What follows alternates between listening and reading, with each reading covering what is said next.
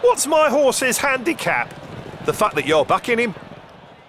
Everyone loves a newbie. That's why Paddy Power Games are giving all new customers 60 free spins on daily jackpot games. New Paddy Power Games customers only. One per customer. T's and C's apply. 18 plus. BeGambleAware.org.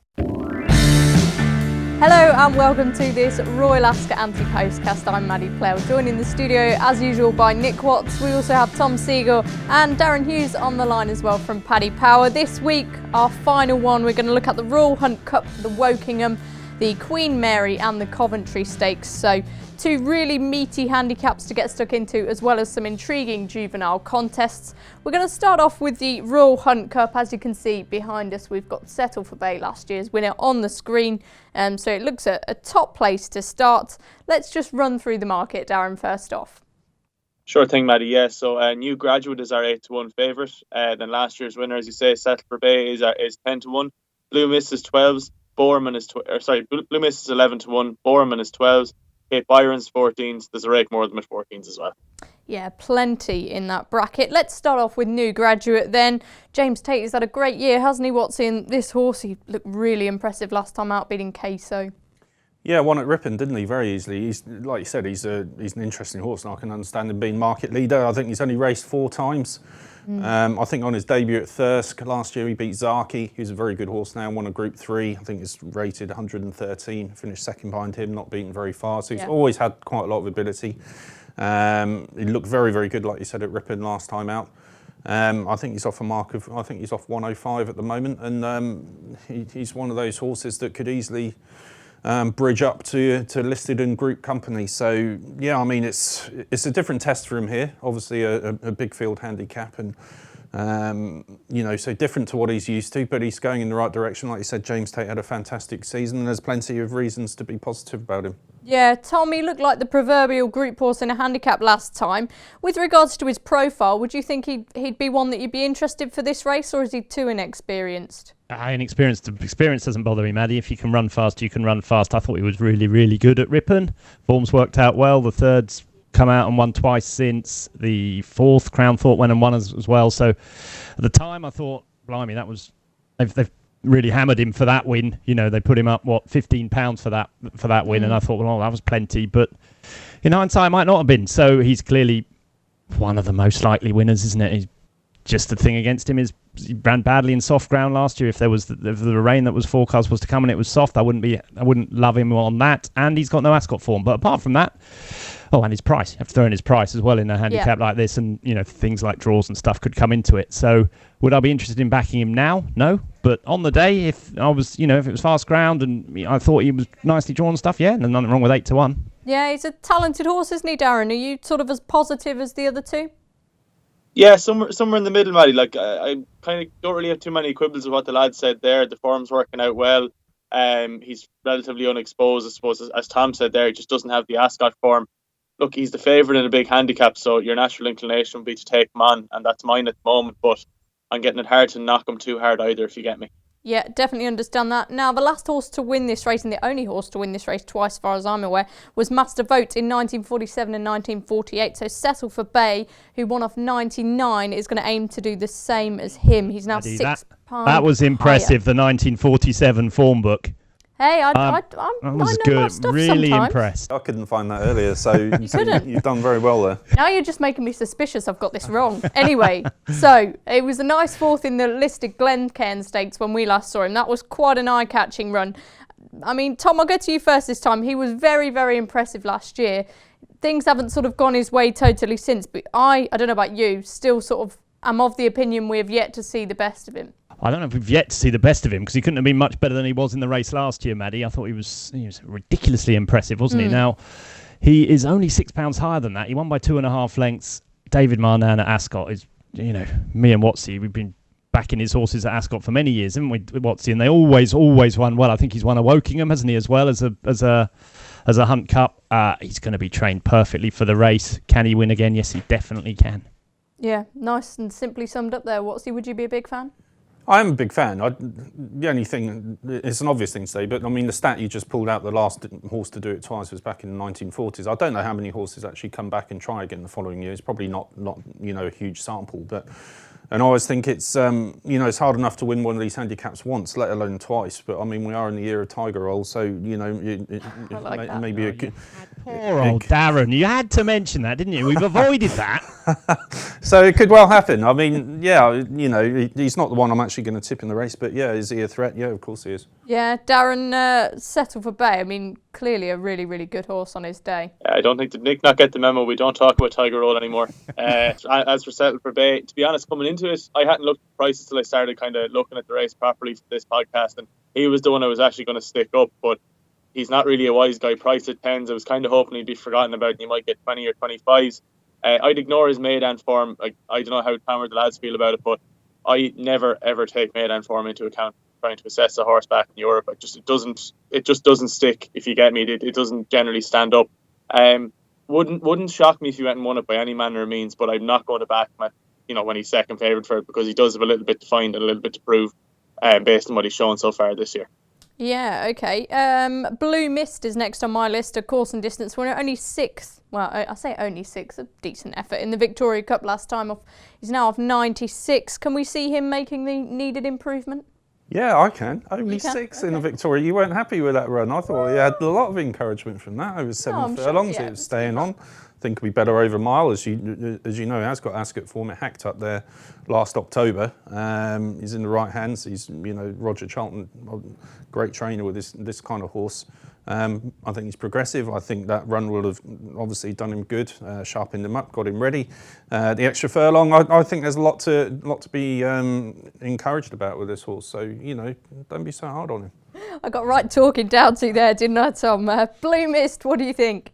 I agree with Watsy. The only thing I'd say is that I watched that race again this morning, the Victoria Cup, and if you like Blue Mist, you got to like Raising Sand. You really have. I mean, I thought he was a real eye catcher in the Victoria Cup. He was drawn 26 on this side. He was drawn by Blue Mist. He came from behind him and beat him a couple of lengths. He's an Ascot specialist. He might be slightly better at 7 furlongs, but I like that horse. I think in this day and age, I don't in past, I would have said 7-year-olds winning Hunt Cups. It's just not going to happen. But there's so few real unexposed horses get in these races. Look, we've got New Graduate and we've got Blue Mist, who's not certain to get in. He's number 50-something on the list at the moment. But yeah, very good chance. Brilliant trainer. Very good target trainer for races at Ascot and big handicaps. So yes, I have no problem with Blue Mist. But if you watch the Victoria Cup again, fancy him, you got to fancy Raising Sand a bit too. Yeah, Raising Sand's one of the last horses on my little list here. Obviously, as you mentioned, a real good horse at Ascot, so be foolish to discount him. Darren, any thoughts on Blue Mist? Little bit short based on what he's achieved, I think. And as well as that, the ground. If the ground comes up rattling fast, I mean, would that not be a concern for you lads? You might know more about him than I do, but from what I can see, his best form is on ground with a bit of give in it. And if it did come up rattling fast next week, I'd definitely be looking to take him on. Yeah, he's by McPhee, and they tend to like a bit of soft ground, Darren. So yes, I would agree with you on that. Yeah, okay, so that could be something to bear in mind then. A really interesting horse is Bowerman, who was only a head second behind Stradivarius on his debut.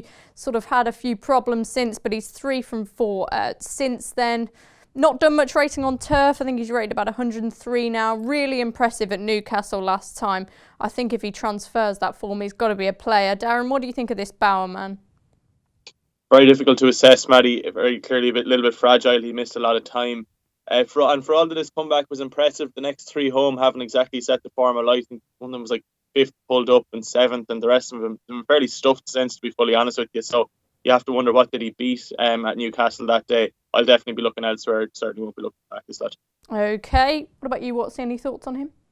Not particularly about him. There's another one on the list I was going to mention, Elector, which is quite an interesting horse. Actually ran in the King Edward last year over 1.5 miles at the meeting. So that's quite an unusual step back. You wouldn't normally see horses running in that race and then coming back and running in the Royal Hunt Cup the following year. But he's done well this season. He won a mile and a furlong race at Newmarket on his comeback. Quite a competitive race.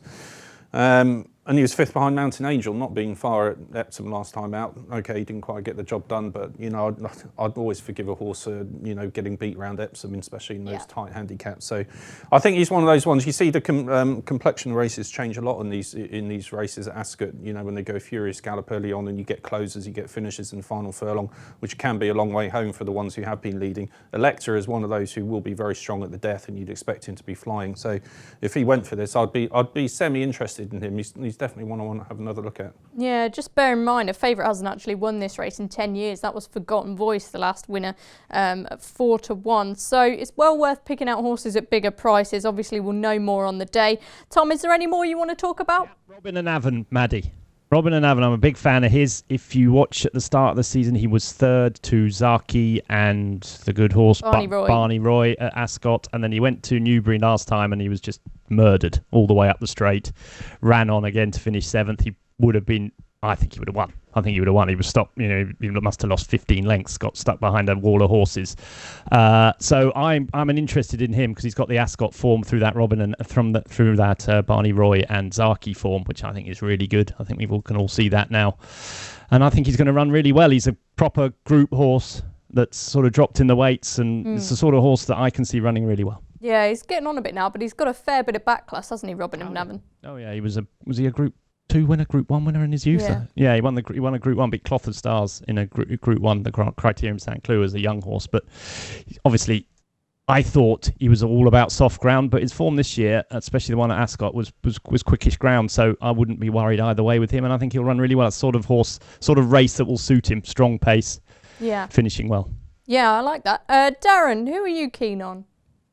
I had 2. One of them was Robin and Avon, would you believe? That's one of the ones I'd written down. We won't bother rehashing what Tom said there, but again, like him, I was kind of convinced this lad was a soft ground horse, but form this year would suggest otherwise, and I'd expect him to run quite well. The other one then was Red Tea for Joseph O'Brien. Yep.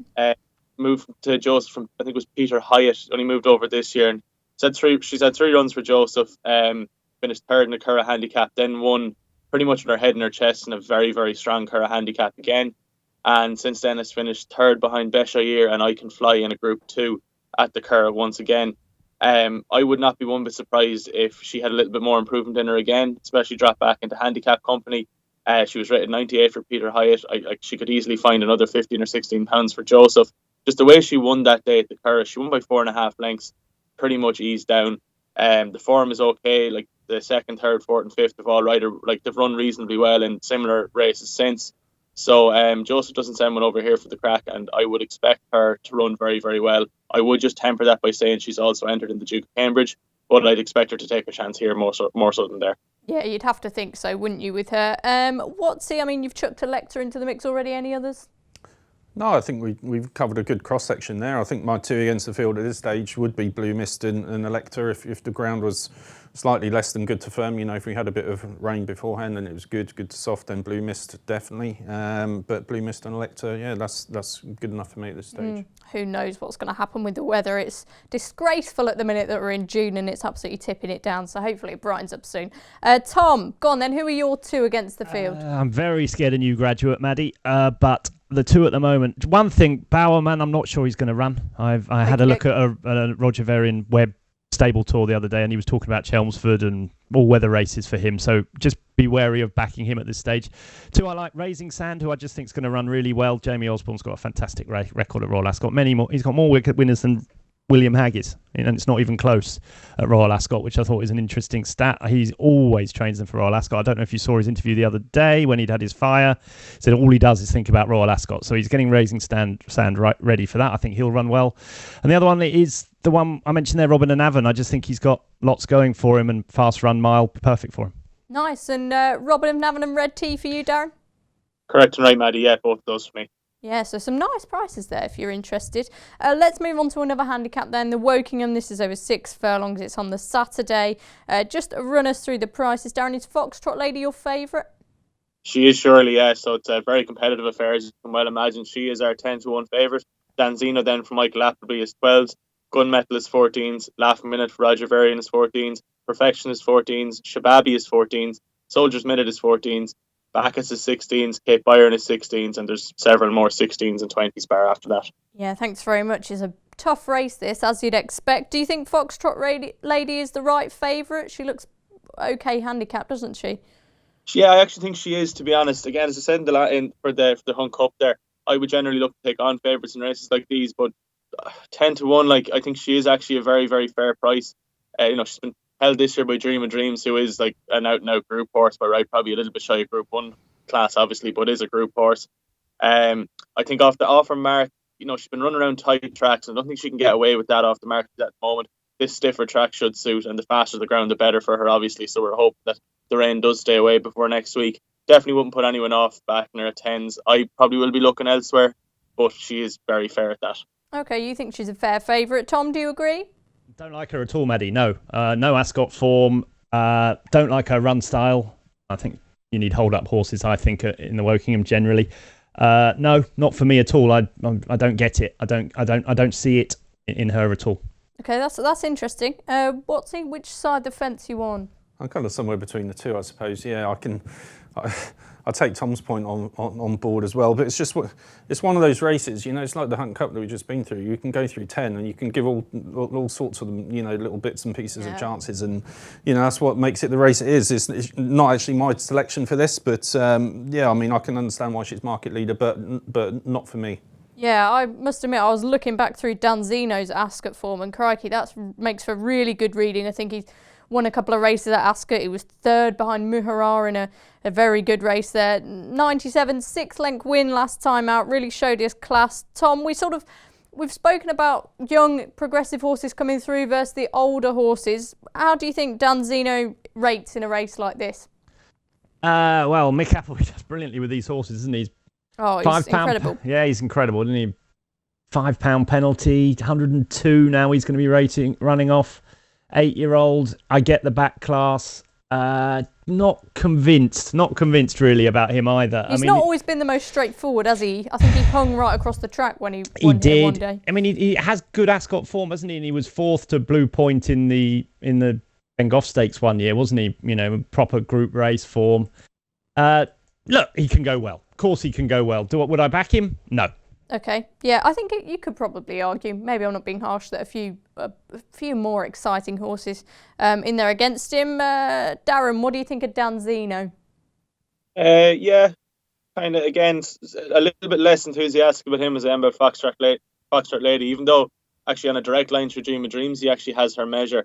Ascot form's obviously a positive. Why did he get stuffed in this last year? Did anything come to light because of that, or did he just not run his race? He was not too sure. He had a bit of a down year last year, didn't he? He didn't really run that well at all. Right, did they? So gave him, obviously he wasn't right, and they roughed him off after July, and he didn't come back until recently. So it must have been not quite. That's right. Fair, yeah. That's fair. Yeah, look, I'm not going to put anyone off backing him. I'm going to be looking elsewhere. Like, he is well in under his penalty. He'll probably get £10 for that, and he's carrying a £5 penalty. So, you're beating the handicapper backing him. But yeah, I'm looking elsewhere. Okay, what about Shababi? He's been gelded, won a Haydock Conditions race last time, and he's one of the sort of younger ones. We've not seen him too much.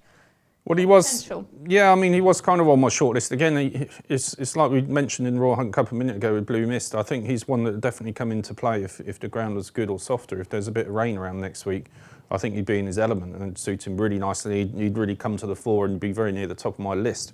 I think if he's good to firm, I probably wouldn't fancy him quite so much, but he's definitely one on my radar. The other one we might come to in a minute is Gunmetal.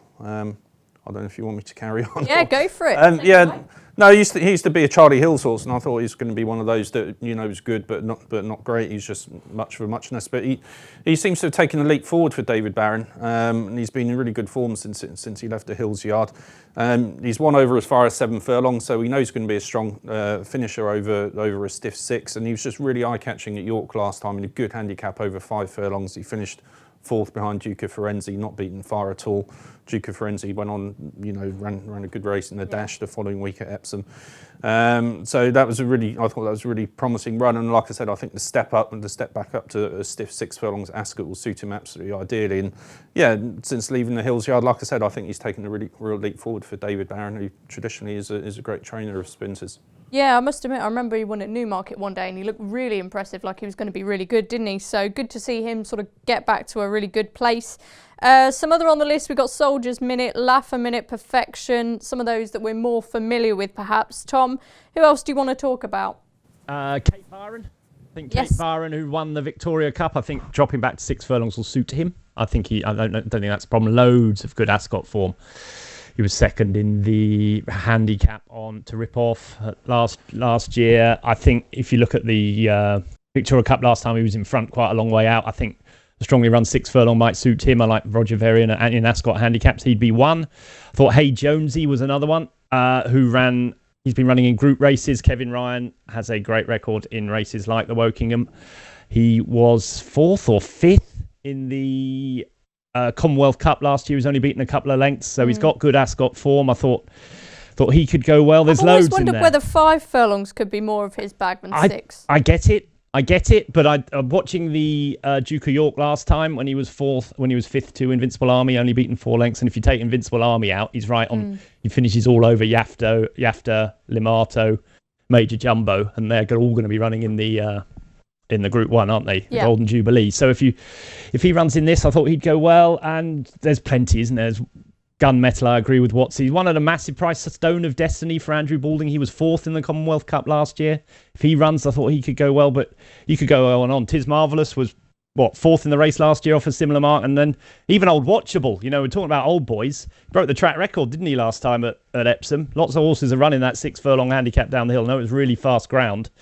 But he was favourite for the race in 2015. He finished 4th or 5th. So, you wouldn't put it, as I say, these old boys they're winning big races these days, and I wouldn't put past him running well. So at the moment, it's just, I think you could make a case for 20 of them, really. That's why I'm a little bit negative about the ones at the top of the market, because they're about the same as lots of them that are much bigger prices. Yeah, I get that. We can definitely see your Ascot form when you go through the different horses you like there. But, very valid points. Darren, who else do you want to mention? I just had 2, and again, Tom's after stealing my thunder there with Hey Jonesy. He's a cliff horse for me, and to be honest, I'm putting him up more out of fear that he'd actually run well than anything else, because I've done my stones on him so many times. You sound like me. I think I've backed him a good few times as well. I'm a huge fan. Like he runs so well in really, really hot races. Like Tom said there, the Commonwealth last year, he's run well in the Duke of York, run well in all these big races. Like, and you think surely he's going to pop up at some stage. I backed him last year at Ascot, like at 40s, 4 places each way, and of course he comes. And such is life. The other one anyway is 25s as well. Is Gossamer Wings for Aidan O'Brien.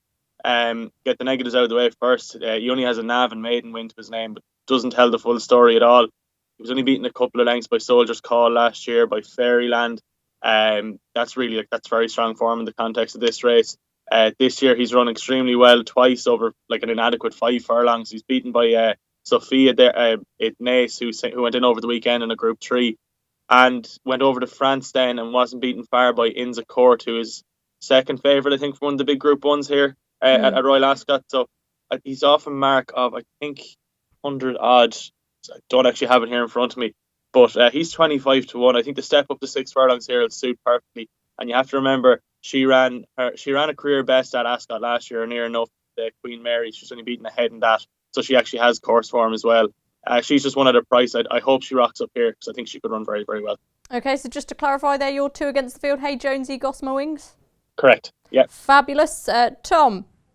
Well, Hey Jonesy would be one of mine. I didn't mention Spring Loaded, who I should mention. Yeah, I thought he was a bit interesting. Yeah, he loves Ascot. He was so impressive in that 5 furlong race last year, wasn't he? When he shot past Poyle Vinny and some really good horses, Major Jumbo. He absolutely thrashed him, didn't he? And he's a really good Ascot horse. He was 6th or 8th in the race last year, off a £3 higher mark. He's just got great Ascot form. I slightly prefer him at 5 furlongs. Okay. But 6 furlongs, I think, I think he'll run really well. I think this has been the target and he wins big races, doesn't he? He won the Portland by miles. He just wins big races. So he'd be one. So that'd be my 2. At the moment, Spring Loaded and Hey Jonesy. Okay, fabulous. It seems like we're all kind of hoping to take a chance on a couple of bigger price ones here. Yeah, I'm not sure mine is quite so big, Gunmetal. I think he's nearer the top of the market, but he's still getting double figures about him. So I mean, you wouldn't turn your nose up at a double figure winner ever, would you? So I'm quite happy to go with him. Yeah, exactly. Before we go for a break, time to mention the Royal Ascot Guide for 2019. Get your hands on this today. Plenty of good stuff, whether you're at Royal Ascot for the betting or just for a really good day out. Tipping, all sorts of advice. You need to get your hands on one of these. Go to racingpost.com/shop. It's just $12.99. Here at Paddy Power, we're the home of the Money Back Special, with some incredible offers every single week. Check out the website or app today. Terms and conditions apply. 18+, begambleaware.org. Welcome back to this Royal Ascot AntePostcast. The two juvenile races are the ones we're going to look at now, with the Coventry and then the Queen Mary. We'll start off with the Colts race. Over 6 furlongs, the Group 2. Really good sort of stallion-making race, this, Watsy. Some great horses have won it down the years. Let's just talk through Arizona before we get to Darren. I'm sure he's going to confirm he's at the top of the market, but he looked really good last time out. Yeah, he did. He looked superb. I mean, that's the tricky thing with a race like this, is that they're all lightly raced 2-year-olds who all got ones next to their name and all looked really impressive on their last start. So they've earned their right to be here, and it's kind of trying to decipher which one you like the best out of a host who look, superb. And Arizona is one of those. Like you said, won easily last time out. I was interested in the quotes afterwards. I presume this is where he's going to go, but Aidan O'Brien actually did say he's qualified for the Chesham as well. Yeah. I know we might come to Pinatubo later, who also, their owners have said after he won at Epsom last time out that he could run in the Chesham. Changed the conditions of it, haven't they? They have slightly, yeah. So that makes Arizona, I think, wouldn't have been qualified before, but is now. Pinatubo qualifies too. I'd like to see both of them in this race. I'd certainly like to see Arizona in there, and I think Pinatubo could be a big player as well. But like you said, they've all looked great in their last starts, and you watch the reruns of their last runs, and some of them won brilliantly. I like Repartee, who won at York for Kevin Ryan. I thought he won very comfortably as well. Sometimes the form is untested. We had Threat winning at Newmarket over 5. Yep. That was a small field race, but he did it very nicely. Richard Hannon very enthused about him. So it's going to be a brilliant renewal. It always is. It's just trying to work out which one you like the best. Yeah, exactly. We saw a spectacular winner last year in Calix. Darren, Arizona, can you definitely see him going this way? I can now, Maddie, yeah. I think the initial plan was to go to the Chesham, but keeping an eye on the markets lately would suggest that Monarch of Egypt, who they'd initially lined up for this, may not be going. Like, there's obviously nothing confirmed yet out of Aidan O'Brien's yard, but looking at the exchanges and looking at the betting markets would suggest he mightn't be coming. So with him, they said Arizona, they wanted to run him again, didn't they, before Ascot? And obviously they've not got another run into him, so... Yeah, this is my theory with Monarch of Egypt. Is you have to bear in mind he's obviously an American pharaoh, so he's obviously bred further. So for Aidan to even bother running him at this stage of the year, he must have been absolutely tearing the place up at home. I think he won over 5 furlongs at Naas the opening weekend of the year. I actually went down to Naas to see him that day and wasn't disappointed. The step up to 6 probably would have suited, but it's probably all academic now at this stage. I don't believe we will see him maybe till later on in the year. Mm-hmm. Okay, so run us through the market now then. Sure thing, yeah. So Arizona is 4-1. Thread is 5-1. Monarch of Egypt is still in there at 6s. Siskin for Gerlines is 8s. Sunday Sovereign is 9s. Pinatubo is 10s. Repartee is 10s, and it is 12s bar. Yeah, Tom, lots of different strings of form coming into play here, but Arizona, he was second behind Sunday Sovereign, who also has this race as an option first time out. He's a no-nay never, and he looked really impressive last time at the Curragh. 8 lengths he won by. Yeah, he was really good, wasn't he? As Watsy says, you can take, you pay your money, you take your chance. Personally, I think he's too short a price. I don't think what he did there was any better than what some of the others have done in their run-up, but he's trained by Aidan O'Brien, who has a tremendous record in the race. Would I back him at that? No. Do I think he can win? Yes.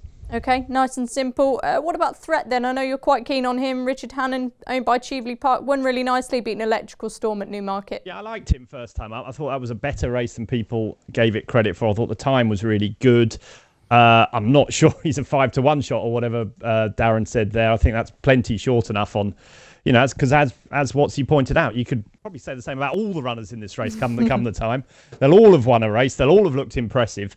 Threat was my original fancy when he was 16-1, and I admit to having a few quid on him at that price, but around 5-1 now. There's plenty more threads have come into the race since then, and there's plenty you can fancy. Pierre Lapin was really impressive for me at Haydock, was it? Siskin's good, but the one I got to talk about, Maddie, is the one that won on Saturday, Vizinari for Mark Johnson. who, if he runs in this, I think would win, and I don't think it'd even be close.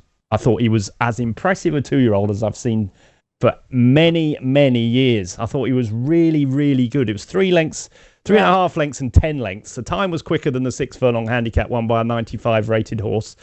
You know, the time compared to War, who was everyone's talking about Britannia horse, was off the scale good. He has to be a seriously top class horse. Whether he runs, I don't know.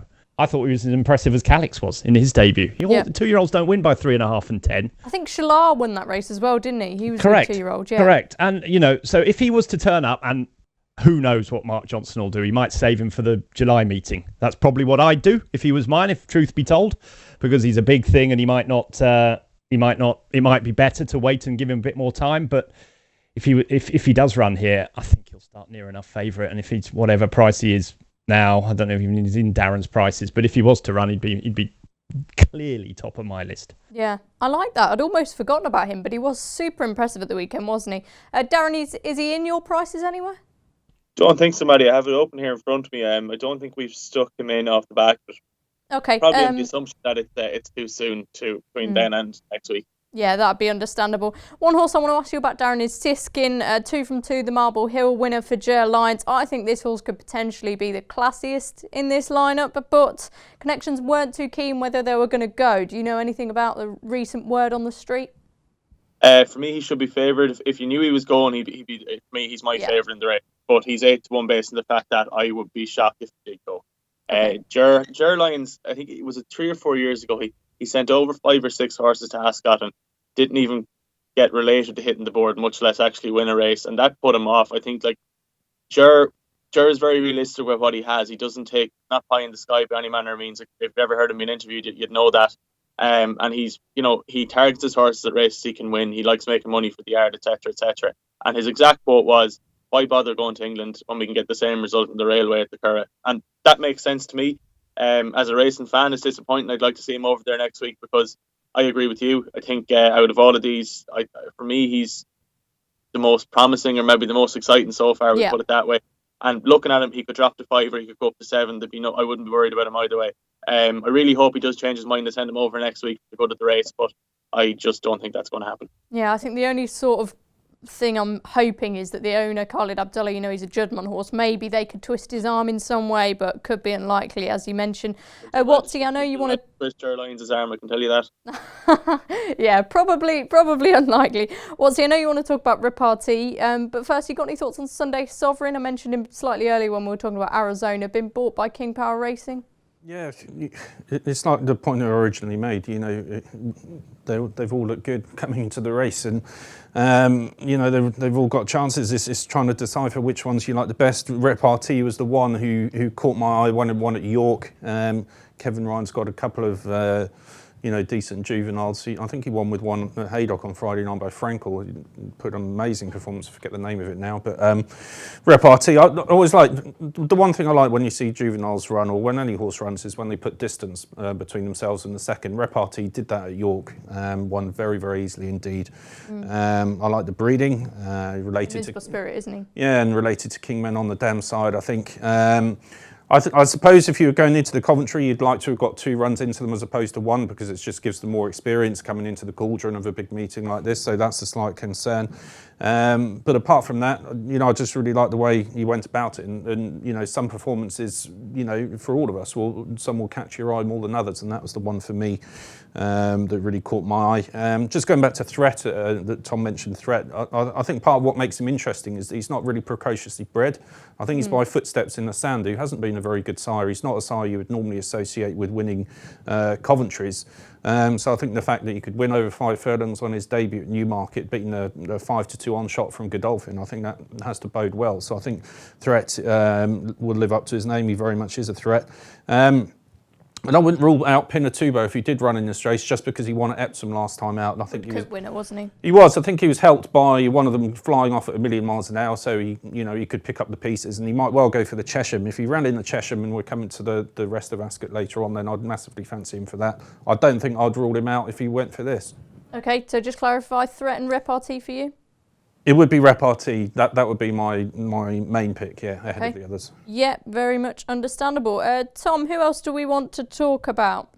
I think we've done most of them, Maddie. Well, we say we've done most of them. There's probably about 10 we haven't mentioned, but Expressionist, Temple of Heaven, Ventura Rebel, just a couple more on my list. I think they've come a bit short. I know people fancy talking about Ventura Rebel, wasn't he? He stayed on well over 5 at Ascot to beat the Wesley Ward 2-year-old, didn't Lady he? Pauline, That's out now, isn't she? She's injured herself, I think, and she's not making the making Ascot. But I think he could run well, but I'd be surprised if he was quite good enough. I think we've mentioned most of the ones, as I say. Visionari's my one, but if he doesn't turn up, then I'd be a Pinatubo and a Threat fan myself. I thought Pinatubo was really, really impressive. If he was mine, he'd be going here, not the Chesham. Do you think he will? I don't know. It depends what else they've got, doesn't it? If they've got something else for the Chesham or they've got something else for this. Struggling to see one they've got for this, although they might buy one in the meantime. Who knows what they'll do? Ickworth. Is Ickworth going to run here? I don't know. No, he's not going to. Goes for the. Okay. Queen Mary, is it? Oh, yeah. I got the wrong horse. Expressionist is the one. Expressionist, that's the one. I got the wrong horse there. If he was to come, then maybe they'll think of spending Pinatubo to the Chesham. I'd run him here. I think it's a group race for starters, and I think it's the race for him. Yeah, it's arguably probably a more prestigious race when it comes to sort of stallion value and when they're looking at building a horse's career, maybe. But good horses have won the Chesham too. Darren, we'll go over you for your final sort of thoughts. I've backed Arizona. I backed him last week at 6s on the basis that Monarch of Egypt is in there at 6s, probably isn't running. Diskin is in there at 8s, probably isn't running, and Sunday Sovereign is like 10-1 on to go to the Norfolk. So there's like three of the ones towards the top of the market not going. Pinatubo, Tom says, mightn't run here either. So like we're 4s, there's 5s out there. That Arizona could very easily go off 15 to 2-1 on the day based on other things coming out. So I backed him last week on that basis, and I'm going to stick with him because I'm getting it, for a race that I actually enjoy every year, I'm getting it hard to be too inspired about anything at this stage. Okay, that's a really good point, though. I think you make a really good point there with other horses having different options. And Arizona, he did look to have plenty of star quality last time out. He's got the connections for it. We'll move on to the Queen Mary. Then we mentioned, Tom mentioned Ickworth. She's one that is in with a chance here. But run us through the market, Darren. Can do, yeah. So Chasing Dreams is our 7-2 favourite. Good Vibes is 7s. Anna's Fast is 8s. Final Song is 8s. Ickworth is 8s. Mary is 8s. And it is 10s bar. Thank you very much. Now, Tom, I remember you saying that you don't like horses who wear hoods. So does that mean you don't like Chasing Dreams, who won by 5 lengths at Newmarket, beating Good Vibe? Her form is absolutely sensationally good, and she's clearly very, very good, but she's clearly got an issue, hasn't she? Put her hood on first time up. She must have been doing lots wrong at home. They must be worried about her going bonkers to put her hood on first time up. That would be my only thing, because on form, I think she stands out. Okay. I think the form, the beating of Good Vibes by 5 lengths on her debut in a good time gives her a massive chance of winning an average winning a normal Queen Mary. I don't know if this one's average or not, but I think she sets the standard clearly. As I say, would I be backing a horse in a hood at Ascot at 3-1 or 7-2? No, I probably wouldn't. I'd probably leave her. But I mean, I'm quite prepared to see her win by 4, but that just puts me off. And there's going to be a few Wesley horses in there that's going to go fast, might upset her, might get her out of her rhythm. So no, not for me at the price, but I completely get those who say she's a good thing, because she might well be. Yeah, 750,000 guinea purchase. She's a half sister to Miss Gallagher, who ran in this race. I think she was about 11th. Got a lot in her favour, Watsy. Yeah, I think so. As Tom alluded to, the form of her debut win has worked out fantastically well. You can't quibble about that. And I get the hood argument as well. I think for those reasons, it's probably, she might not have, massive amounts of longevity about her. We might not be seeing her next season or the season after or whatever. But the fact that she's coming here off the back of just one run doesn't bother me that much, because I think we might see the best of her early on. If she's had issues already, and that's, she's wearing hoods at this stage of her career. Would it worry you? But Ascot, it's a big occasion and all the rest of it. No, not really. It might help her. It might help her settle her down. Obviously, there's loads of different, appliances you can use, but hood, might help her. Does it cover their ears? So it might drown out a bit of the noise. So, it might actually, keep her calm. But I think this is an impossible race to look at, really, because partly for the reason that Godolphin have got so many options. Now, who will they run? Yeah. Will they go with Chasing Dreams? Will they go with her on her own? I mean, she's the market leader at the moment, but they also own Ickworth. They've also got Divine Spirit, and they've got Final Song too, who've also all won nice races coming into this. I can't believe they'll go with all of them. So how do you perm them, or do you just? It's a statement of intent, I think, if they just go with Chasing Dreams, and that would be a big positive. But they might throw another one in there, another two. It's hard to say, and for that reason, it's a very difficult race to weigh up. Yeah, I'm sure we'll get to some of the other ones. Let's talk about Lady Pauline next. Tom, you spoke about Ventura Rebel there with the Coventry, and she was obviously second to him last time. Apparently the vibes were that it came a bit soon after her win. Not running.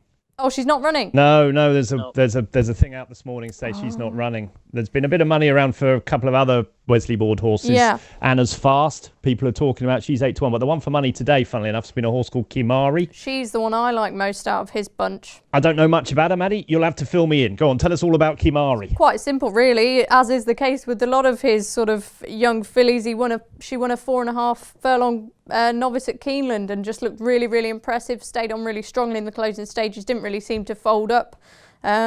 What else can you say? That's it, isn't it, really? But I think she was the one originally, when it happened, that caught my eye most. Wesley Ward, what's he? He's got to be a big force to be reckoned with in races like this, hasn't he? I mean, obviously, he had Lady Aurelia win this race really impressively. We know she's out now, but Lady Pauline, she's related to her, and he just knows what it takes to win this race, doesn't he? Yeah. Any race like this, you've got a Wesley Ward runner, you've got reason to be fearful. I remember backing one against one of his a couple of seasons ago, and as soon as I saw the Ward horse enter the parade ring, I mean, it looked about twice the size of the rest of them. I thought, oh my God, we're in trouble here. I think I've had a couple of winners on Wesley's horses over the years, but they just look a different species to some of the 2-year-olds we get over here, and different training methods, different weather, different regime over there. Obviously he gets, this is his big target for his best one. So any 2-year-old race, of course you've got to bear in mind Wesley's horses and make sure you have a good look at them in the paddock, because if you see one twice the size and it's got twice the stride length, the others are going to find it hard to keep up. Yeah, I must admit I was at Ascot when Lady Pauline ran, and she just looked so relaxed as well. It was incredible. I couldn't believe it. Anyway, she's out, so we won't talk about her. Darren, what do you think about his sort of bunch for this race this year? I will just say 2 firms still have Lady Pauline priced up. Shame on them if they are listening to this, get that down immediately. To be honest, I don't know too much about Wesley Ward's. Like, you see all the clips on Twitter, like from at the races and stuff, of them bolting up by 10 lengths, but you have no idea what are they beating, how are they beating it, will they act on turf, will they act on the occasion, etc., etc. It's hard enough to get a handle on the 2-year-olds in general, because they've run so few times without, having an ocean between them as well and trying to figure out the form from the other side of that. For me, there's an argument that Chasing Dreams could be half the price she is. There is as big as 9-2 out there. I'm not suggesting that you should back her at 9-4, 5-2, but for me, 9-2 that is out there, where 7-2 is more than fair. As in, I'm not kind of like Tom. The headgear doesn't bother me as much as it bothers him, but as on a 2-year-old like her, it would bother me. But I think you're getting a very fair price to find out whether she's all right or not. Because it'd be different if she was 7-4, 15 to 8. You could say, oh, the occasion might get to her, but you could nearly back her each way at 9-2, that kind of a way. And I think that's an extremely fair price. The other one then I'd just like to mention at a massive price, his daughter-in-law for Kieran Cotter. Our lads, the social media guys, have been down with Kieran over the last couple of weeks, and he actually had a horse lined up for Royal Ascot called George Cornelius. He won at Dundalk. He won in his debut by about 12 lengths over 5 furlongs. Now he's had a minor setback, so he'll have targets later on in the year. But this daughter-in-law, Kieran's, was punted off the boards on debut at Dundalk, and the inexperience just got to her. She got a bit of a bump, and she didn't get the nicest passage through. And she then ran fairly well in a decent Nace maiden, and kind of came to herself finally the weekend before last when she won at the Curragh in a novice auction stakes. According to Kieran, she's just a little bit immature, mentally speaking, but has all the talent in the world. Her homework compares well to that George Cornelius, and they don't think that they're going there with a 33-1 shot, I'll put it that way. And there is as big as 50s out there as well. They'd give her a proper squeak. Okay, so one to watch there at a bigger price. Watsy, you've mentioned other of the Godolphin horses. Tom, who do you fancy? I mean, we've not really spoken about Good Vibes yet. The Marygate winner, is she on your list, or can she not really beat Chasing Dreams on what you've seen so far? Look, she's improved since then, hasn't she? Yeah, she's got to be. The form puts her right in with the best of the fillies at the moment. I think she'll get closer to Chasing Dreams. Do I think she'll beat her? Depends. I think Wesley Ward might win this race. I really do. Do you? I do. I usually quite, as much as I like Kimari, usually I quite like taking his horses on because I think usually they get really, really short and it's hard to know how good they are. But he does run some freaks here, doesn't he? Well, yeah, it's just I'm not normally a trends guy, but if Chasing Dreams gets to 15-8 or whatever we were suggesting there, then one of these Wesley Ward fillies might be a nice price, really. Do you know what I mean? I just think they have a massive advantage, as Watsy says. They're better conditioned at this stage of the year. They're like 3-year-olds compared to our horses. And if one of them, if Kimari or Anna's Fast are as good as any of the other ones, and he seems to be intimating that they're about the same, maybe not as good. And let's not forget, he didn't clean up last year, did he? I think he had the Norfolk winner, did he? But the rest of them, Shang was his only winner, wasn't it? So maybe we're sort of catching up, or whatever. I don't know, but I'd be I'd be wary of. I mean, if one of those was 10-1, if Kimari's 10-1 on the day or Anna's Fast 10-1 on the day, that will probably be where I go. Simply because you could be backing something that's like so much better than the rest. But at the moment, I think the boys summed it up. I think Chasing Dreams is the best form, and outside of that, it's outside of the Wesley Ward ones, I think all the rest, nothing's really stood out for me. Nothing's really stood out as being an exceptional filly at the moment. I suppose you could mention Tango of Aidan O'Brien's that won at, I can't remember where it won now, but it won very easily. We was talking about maybe going for the Albany though. So once again, it's one of those races that is really tricky given that we don't have the entries at the moment. But I'd go for Wesley.